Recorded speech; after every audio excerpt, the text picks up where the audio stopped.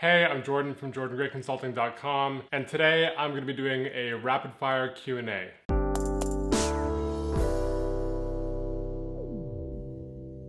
So I sent out an email to my email list a couple days ago asking for people's questions. I've received hundreds of questions from people around the world, and I'm going to see if I can answer 10 questions in under 10 minutes. Knowing how long-winded I can be at times, this could be a challenge, but we'll see what happens.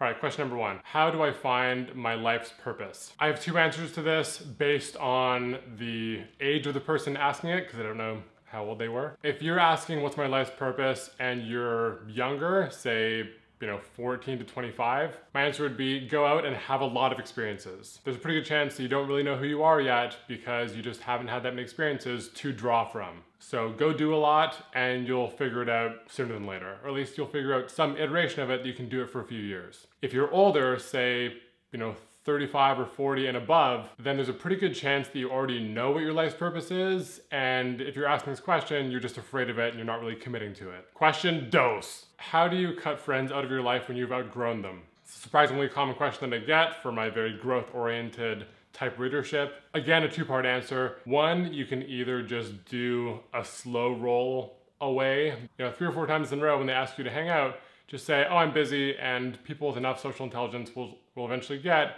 okay, I'm gonna stop extending to this person because they clearly don't want to invest that much time with me. The second answer is if the person is enough of an energetic drain for you, you can just have a direct conversation saying, you know what, I feel like we are going 2 different directions and I've really valued our friendship thus far. It's been feeling increasingly out of alignment for me, and I think it's better that we just not see each other anymore. This might seem cold-hearted to some, but it's sometimes a necessity. Question number 3. I'm trying to build my online therapy practice in the likeness of yours. In 60 seconds or less, could you please explain how you built up your readership to such a large size? The short answer is leading with a giving hand, AKA, in my business's case, content marketing. From day one, I knew that I was a good writer and that I was a good coach, or at least that I enjoyed writing and I knew I was a good coach. I decided to be willfully ignorant about most of the parts of my business that weren't those 2 things, and I just doubled down on my strengths. Which, as a side note, I think is a necessary stopover point for me to touch on, that to win in business, you double down on your strengths. To win in intimate relationships, you double down on your weaknesses. Because when you double down on your strengths, that's when you're really owning your gifts and people will be attracted to you because you're exuding your real energy. And in intimacy, when you double down on your quote-unquote weaknesses, that's when the entire, a rising tide floats all boats, something like that. Anyways, you know what I'm saying. Be generous, put energy out there, give out all of your best stuff, put out your gold to the world, and the right people will find you. Simple as that. Question number 4. My girlfriend wants me to talk dirty to her. How do I do this? The simplest answer I can give to this, to keep it underneath a minute, is before sex, talk about what you want to do to her, or during foreplay. During sex, talk about what you love that's happening, and after sex, talk about what you love that happened. That's really the epicenter of it. I can give you a bunch of phrases and ideas, but they have to come from you because your sexual preferences are unique to you. And I will also link my article below about dirty talk where I really deep dive into this exact topic. Number 5, over the last few months, you've started to write more about your diet and overall lifestyle, which I love, by the way. Thank you. Was this a conscious choice? If so, why did you decide to start writing about a broader range of topics? This is a good question and something that I've gotten quite a bit over the last 6 to 10 months. So I've been writing online for about 4.5 years now, as of today, middle of 2017. After a while, just exclusively writing about sex and relationships started to feel a little bit tired. I'd written over 400 articles. I'd kind of written all the things that I wanted to say about the major topics that I got asked the most frequently. And to put it bluntly, I was just looking for a new challenge. I wanted to put out more holistic stuff because, ultimately everything can be tied back to our relationships and to our relationship with ourselves.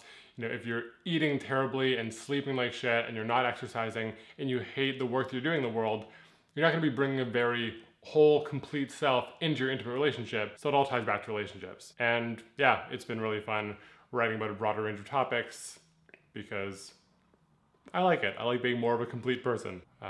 Question number 6. I've seen on your Instagram stories that you run a weekly men's group offline.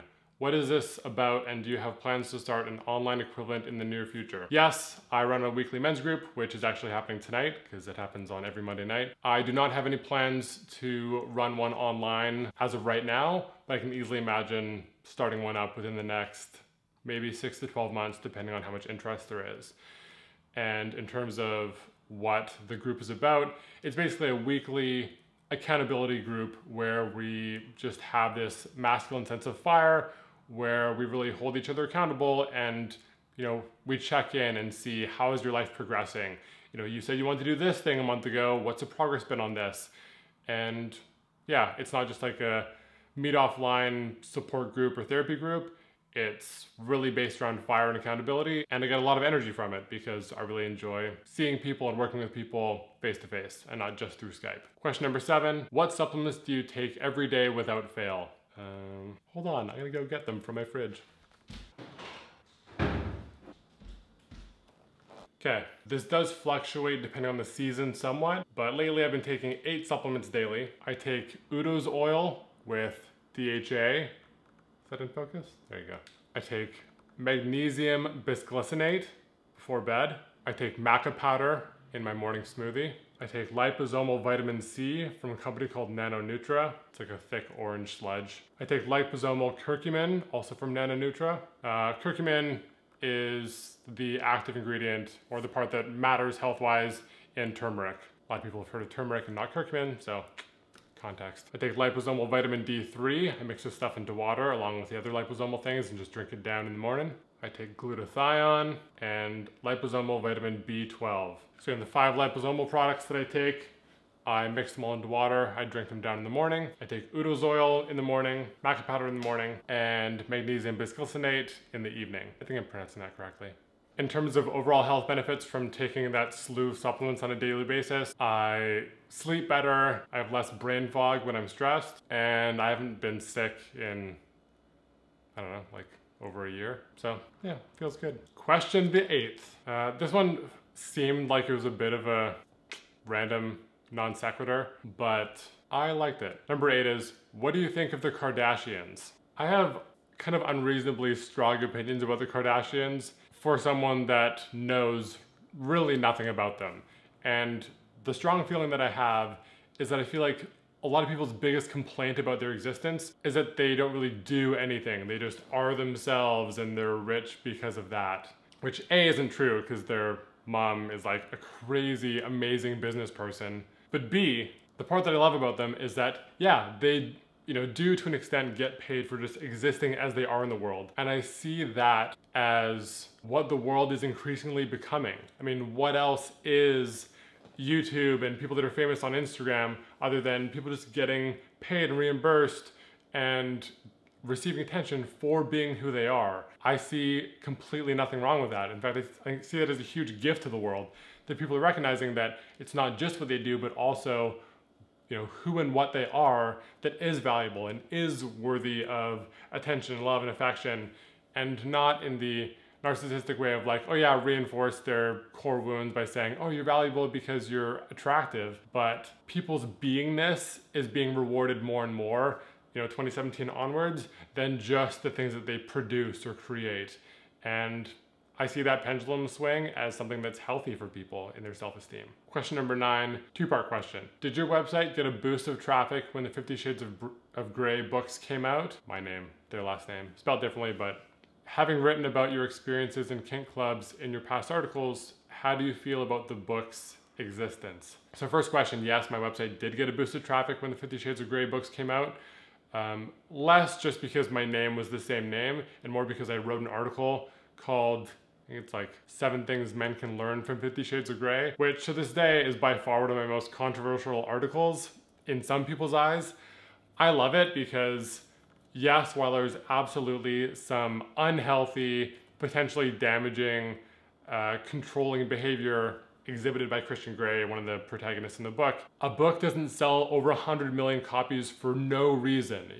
It came out at an interesting time culturally, and it came out when Kindles were a thing, so people could read erotic fiction on public transit without being seen as holding a a sex or, kink related book. More than that, it came out in this time of people being sexually dissatisfied, this kind of underfucked culture of people, largely women, that flocked to this book en masse. So I wrote this article saying, here's what men can learn from Christian Grey. Here are some of the attractive traits of why people find this character attractive in the slightest. 90+% of people loved it, 10% people hated it, and that's fine. That's just the necessary cost of creating art in the world is some people will not like your stuff, and that happens. Tying into the second part of the question, how do I feel about the book's existence? I think they're fantastic. Yes, while they misrepresent a huge part of the kink community and what a BDSM relationship can look like, there is a net positive of the book's existence. If over 100 million people are reading this book and it positively influences their sex lives by